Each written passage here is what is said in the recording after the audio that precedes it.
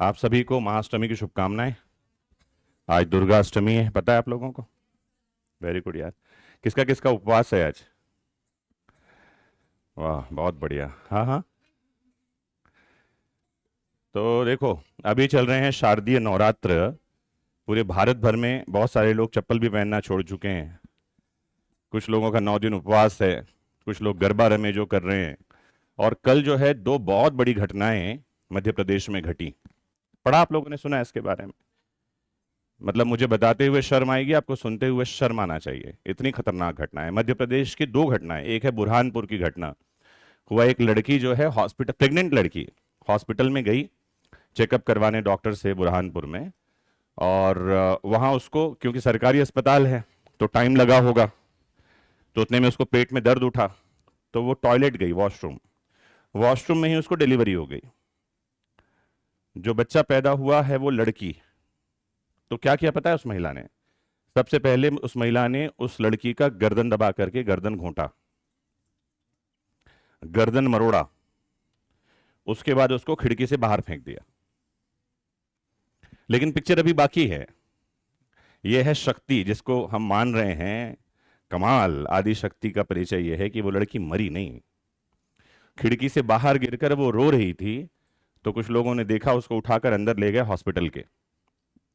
लड़की जिंदा है और उसको कोई परेशानी नहीं है। महिला जेल में है। हाँ। दूसरी घटना दमोह की है, मध्य प्रदेश की घटना है। और वहां क्या हुआ, वहां एक लड़की 3 दिन पहले पैदा हुई, वो झाड़ियों में मिली, फेंक दिया कचरे में माँ बाप ने। मतलब सोचो क्या खतरनाक घटना है। और आपको पता है ये घटनाएं कब से घटनी शुरू, मतलब ये इसका इतिहास कितना पुराना है? अभी तो आपको 1994 का पीसीएन पीएनडीटी एक्ट है, पता है आपको? आपके सिलेबस, एडीपीओ के सिलेबस में ही है, जिसका नाम है पीसीएन पीएनडीटी एक्ट। और ये pre conceptional prenatal diagnosis को अपराध, 1994 का कानून है, 1994 का। और क्या है, कंसीव करने के पहले या कंसीव करने के बाद भ्रूण जो है, जो फीटस होता है वुम में, वो लड़का है या लड़की, इसको पहचानने पर रोक बनाता है, ये अपराध है। लेकिन भारत में पहले पुराने समय के जो लोग थे, गांव की बुढ़िया, अगर आप वो फिल्म देखो एक मणिकर्णिका, उसमें मणिकर्णिका गांव में जाती है, डांस करते करते बेहोश हो जाती है। अब बेहोश हो जाए तो क्या करेगा? कोई पानी पिलाएगा। हम क्या करते हैं, कॉफी पिलाते हैं, पानी पिलाओ, डॉक्टर के पास ले जाओ। महिला बोल रही है खुशखबरी है, उसकी आंखों में स्कैनर है महिला के। मतलब जो डायग्नोसिस मशीन होती है, मालिक ने फिट करवा के भेजा होगा। तो आपको जानकारी दूं, 1870 में, मतलब हमारा 1860 जो है, 1860 में आ गई थी हमारी आईपीसी, 1861 में आ गई थी सीआरपीसी। और ठीक 10 साल बाद 1870 में अंग्रेजों को जरूरत मालूम पड़ी और इन्फेंटिसाइड भारत में था। और वो इन्फेंटिसाइड था फीमेल इन्फेंटिसाइड, मतलब बच्चा पैदा हो गया और पता चला कि ये लड़की है तो उसको मार डालो। तो फीमेल इन्फेंटिसाइड प्रिवेंशन एक्ट 1970 में अंग्रेज लेकर आए। इसमें डेथ पनिशमेंट का प्रोविजन किया। काहे के लिए? बच्चे को पैदा होने के बाद मारने के लिए। तो पैदा होने के पहले क्यों नहीं मार पा रहे थे? पता ही नहीं था अंदर क्या है। अच्छा, जिनको पता होगा, ऐसी महिलाएं, अभी भी कई सारे समाज में ऐसा होता है कि गोद भराई में जो है पता करते हैं लड़का है कि लड़की है। और पता करने का तरीका कितना मूर्खतापूर्ण है, कुछ जो लोग कर रहे हैं, इडियोटिक। ढक करके लड्डू और जलेबी रख दी गई है। अगर लड्डू निकला तो लड़का है, जलेबी निकली तो लड़की है। बाहर है मूर्खों। और पता क्यों करना है तुमको? पहली बात तो ये है, क्यों करना है, क्यों जानना है पैदा होने के पहले? उसका कारण ये 1870 का कानून आपको बता दूं। पैदा होने के बाद बच्चों को मारा जा रहा था। अंग्रेजों को लगा यह कमाल समाज है, तो 1870 में ये इन्फेंटिसाइड को कर्टेल करने के लिए, कर्ब करने के लिए लॉ लेकर आए, मृत्यु दंड का प्रोविजन किया। और आने वाले ठीक 5 साल में 333 मामले दर्ज हुए। कितने? 333। और आपको जानकर खतरनाक लगेगा कि 30 महिलाओं को ही अपने बच्चों को मारने के लिए फांसी की सजा हुई। और 119 के आसपास लोगों को लाइफ ट्रांसपोर्टेशन दिया गया, मतलब आजीवन निर्वासन की सजा हुई। ये कब की कहानी है? 19वीं सदी है ये, 1900 आया नहीं है, 1870 की कहानी है। और अभी 2011 में जो हमारा सेंसस हुआ था, उसके आंकड़े आपको बता दूं, तो 1000 पुरुषों पर लगभग 918 लड़कियां हैं। यह सेक्स रेशियो आपने पढ़ा होगा, लिंगानुपात कम हो रहा है कि रोना रो रहे थे। लेकिन ये 2011 से लेकर 2020 तक क्या हुआ? अगर आप प्यू रिसर्च है एक ऑनलाइन आप जाकर पढ़ोगे तो भारत में इस दौरान, कौन सा साल है 2011 से 2020, 1 2 3 4 नहीं है ना, 90 लाख भ्रूण हत्याएं हुई हैं। कितनी? मतलब ये रोंगटे खड़े कर देने वाली चीज है, बहुत डरावना है ये। मतलब मैंने कहा कि अब ये दो बुरहानपुर और दमोह की कल की घटना है, न्यूज़पेपर में बहुत जगह आप देखो तो आपको मध्य प्रदेश का होने पर शर्म आए, और इस पूरी घटना को इंसान के होने के नाते देखो तो इंसान होने के नाते शर्म आए, लगे कि हम इंसान होकर करके उससे अच्छा जानवर ही हैं। 90 लाख किसको बोलते हैं बताओ ना। और किसको मारा जा रहा है पता है? लड़कियां। अगर आप ये घटना देख रहे हो सारी, तो दमोह में जो हुआ वो लड़की है, बुरहानपुर में जिसको फेंका गया वो लड़की है। कॉज क्या थे उस पर बाद में जाएंगे, लेकिन लड़कों को लोग नहीं फेंक रहे हैं। किसको फेंक रहे हैं? लड़कियों पर। और ये घटनाएं जो हैं ये खतरनाक है। समाज को जितनी जल्दी जग जाए समाज उतना ही अच्छा है।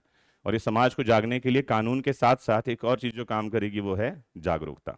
अच्छा, फिर ऐसे भी नैरेटिव गढ़े जा रहे हैं ना कि कुछ लोग हैं जो महिलाओं को पूज रहे हैं, फिर वही महिलाओं को मार रहे हैं। नहीं नहीं नहीं, महिलाओं को पूजने वाले लोग अलग हैं, मारने वाले अलग हैं, है ना। पहले इसको भी समझना होगा। जो पूज रहा है मेरी समझ में वो तो नहीं मार रहा होगा, मेरी समझ तो ऐसी कहती है। लेकिन हाँ, हैं तो दोनों इसी समाज में, और इसी समाज का ही डुअल कैरेक्टर है। समाज का दोहरा चरित्र तो है। अगर हम भारतीय समाज को एक समाज मान लें, देश को पूरे एक समाज मान लें, तो इस समाज का दोहरा चरित्र है, जहां एक तरफ हम समाज में स्त्रियों का पूजन कर रहे हैं, 9 दिन स्त्री के 9 रूप को हम मान दे रहे हैं, और वहीं दूसरी तरफ 10 साल में 90 लाख भ्रूण हत्याएं, ये बताती हैं कि ये खतरनाक ही ट्रेंड चल रहा है। और अभी 2025 की घटना, वो भी शारदीय नवरात्र की घटना तो बता रहा हूं। तो हमको ये आंकड़े भी देखने चाहिए, नजर रखना चाहिए, क्योंकि कानून कितना तो क्या करेगा, समाज को भी जागना बहुत जरूरी है। क्या कहती हो Aparna? What is your thought on it? Aparna का दिमाग खराब हो गया, एकदम हो गया। मैं तो कहता हूं ऐसी घटनाएं सुनने के बाद हलक से निवाला नहीं उतरना चाहिए। लेकिन हम अपनी दुनिया में लगे हुए हैं, ये घटना हम भूल जाएंगे। क्यों भूल जाएंगे? फिर कुछ नया घट जाएगा, आज फिर कल कुछ नया हो जाएगा। जलसा तो हम कर ही रहे हैं। आपको बताऊं, कुछ समय पहले, पिछले 5-7 साल में, मतलब कोविड के थोड़े समय के पहले ही, एक देश है नॉर्वे, बहुत छोटा सा देश है, वहां लगभग 89 रोड एक्सीडेंट साल में हो रहे थे। कितने? और सरकार टेंशन में आ गई, यार 80-90 लोग साल में कैसे मर रहे हैं, क्या किया जाए? तो बहुत सारे कानून लेकर आए, रोड स्पीडिंग को कम की गई, और भी जो कॉजेस थे उसको ठीक किए गए, और अभी वो घट करके 3 से 4, अंडर 10, 1 डिजिट में आ गया है एनुअल डेथ रेट। हाँ, और भारत में हर साल रोड एक्सीडेंट में 1 लाख लगभग 67,000 लोग मर जा रहे हैं। 1 2 4 नहीं, हमको पता ही, फर्क ही नहीं पड़ रहा। 6,700 तो बच्चे हैं जो रोड एक्सीडेंट में मर रहे हैं, हमको क्यों नहीं पता चल रहा? 140-50 करोड़ हम हैं, बढ़ते ही चले जा रहे हैं। और जब हम इनसेंसिटिव हो जाते हैं, अगर घटनाएं रोज घटती हैं, समझना। जैसे मैं कई बार ये कहता हूं कि मान लो आपने कभी गरीबी ना देखी हो, गौतम बुद्ध की तरह एक दिन आप घर से निकलो अपने रथ पर, और आपको दिखाई पड़ जाए कोई आदमी भूखा है, शायद अपने जेवरात उतार कर आप दे दो। एक आदमी ठंड से ठिठुरता हुआ दिखे, शायद आप कोट जैकेट उतार के दे दो। एक आदमी के पास पांव में जूते ना हो, आप शायद आप निकाल कर दे दो। लेकिन आपको पता है सभी ऐसे हैं, ये भूखा है, अगला भी है, फिर अगला भी है, फिर आप सोचते हो सबको छोड़कर पनीर पर कॉन्सेंट्रेट करो। 3 इडियट्स में कहता है ना, छोड़ो ये बीमारी को, पनीर पर कॉन्सेंट्रेट करो। तो हमारी सेंसिटिविटी खत्म हो चुकी है, और बची खुची मार दी है सेंसोडाइन ने। बोलते ना झंझनाहट होती है। हाँ, तो जिंदा है, झंझनाहट होगी। गर्म खाने पर गर्म लगना चाहिए, ठंडा खाने पर ठंडा लगना चाहिए। हम क्या बोल रहे हैं? सेंसोडाइन लगाओ, बची खुची संवेदनशीलता को मार दो। इंसान होने का एक ही मात्र मतलब है, you should be sensitive enough. क्या? कुछ बड़ी अच्छी लाइनें मैंने पढ़ी कविता की। एक महिला है, कीर्ति नाम है इसका, और कीर्ति ने कुछ बढ़िया लाइनें लिखी हैं। वो लिखती है, अगर दुल्हन बनाने से पहले मुझे सक्षम बनाते तो, अगर दुल्हन बनाने से पहले मुझे सक्षम बनाते तो मुझे जलाना नहीं पड़ता, अगर किताबें ना जलाते तो। वो लिखती है कि कलेक्टर जो खरीदा आपने अब कर्ज लेकर के, कलेक्टर जो खरीदा आपने जो अब कर्ज लेकर के, बन मैं भी तो सकती थी मुझे आगे पढ़ाते तो। वो लिखती है कि मैं अपनी झोपड़ी की ही सही मालकिन तो होती बाबा, अपने पिता से कह रही है, मैं अपने झोपड़ी की ही सही मालकिन तो होती बाबा, किसी कोठी के आंगन में मुझे नहीं दफना के आते तो। वो लिखती है कि जमाने से हैं हारे आप और आपसे हारी हूं मैं, जमाने से हारे हो आप और आपसे हारी हूं मैं, मजा तो तब आता जब मिलकर हम जमाने को हराते तो। और आखिरी लाइनें बढ़िया है, वो कहती है, सुना है बिटिया आंगन की चिड़िया होती है, मुझे खूंटे से क्यों बांधा, मुझे उड़ना सिखा दे तो।